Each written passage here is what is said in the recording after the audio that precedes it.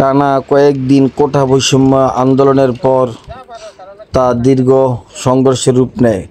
সেই সংঘর্ষের ফলে সরকার কারফিউ জারি করতে বাধ্য হয়। আজ চলছে কারফিউ চতুর্থ দিন।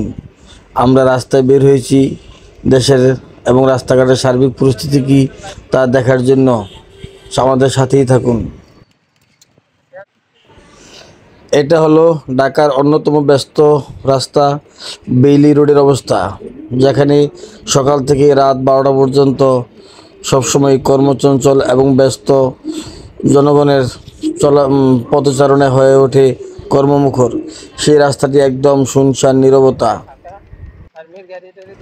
মাঝে মাঝে দু একটি রিক্সা, দু একটি প্রাইভেট কার এবং দু একটি সিএনজি চলতে দেখা যায়। এছাড়া ঢাকা শহরের বেশিরভাগ রাস্তাঘাটই একদম ফাঁকা, নীরব।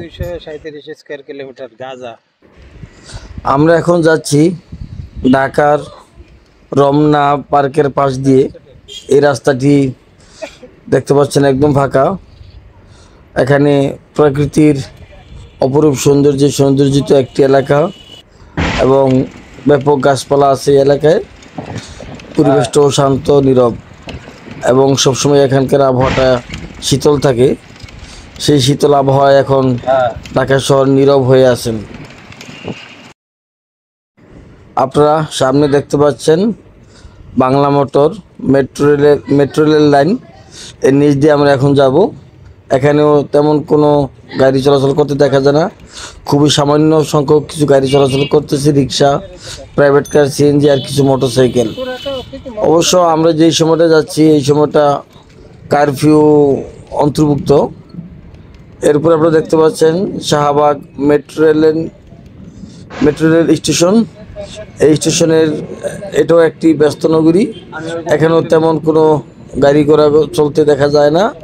সামনে দেখতে পাচ্ছেন কিছু প্রাইভেট কার, কিছু অ্যাম্বুলেন্স, যেহেতু এখানে Bangabandhu Sheikh Mujibur Rahman medical college and হাসপাতাল এবং বাম সাইডে আছেন বারডেম হাসপাতাল, তাই এখানে কিছু অ্যাম্বুলেন্স দাঁড়িয়ে আছেন। আমরা এখন শাহবাগ চত্বর পার হয়ে ধানমন্ডির দিকে যাচ্ছি। এই হলো সেই শাহবাগ চত্বর যেখান থেকে বেশিরভাগ আন্দোলনের ডাক শুরু হয়। এখান থেকেই শুরু হয়েছিল কোটা বৈষম্য আন্দোলন বা কোটা সংস্কার আন্দোলন, যেটা সারা বাংলাদেশ ব্যাপী ছড়িয়ে পড়েন।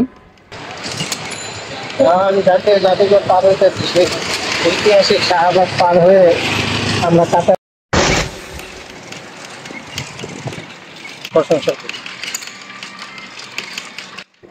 এখন আমরা আছি ঢাকার এলিফ্যান্ট রোডের বাটা সিগন্যালে।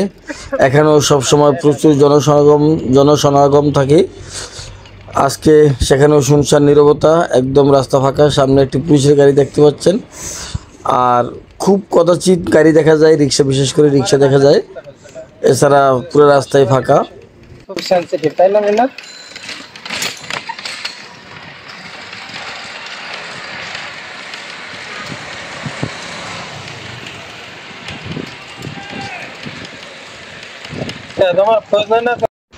প্রিয় ভিউয়ার্স, এখন আমি দাঁড়িয়ে আছি ফকিরাপুল মোড়ে রাজারবাগ পুলিশ হাসপাতালের সামনে।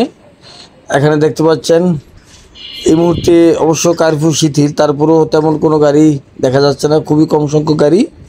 যদিও কারফিউ সময় থেকে এখন কিছু গাড়ি বেশি চলতেছে, যেহেতু বেলা 1টা থেকে বিকাল 5টা পর্যন্ত কারফিউ শিথিল, তাই কিছু গাড়ি এবং লোকজনের আনাগোনা বেড়েছে। এখন এটা হলো রাজারবাগ সিগন্যাল, রাজারবাগ হাসপাতালের পরে রাজারবাগ সিগন্যাল।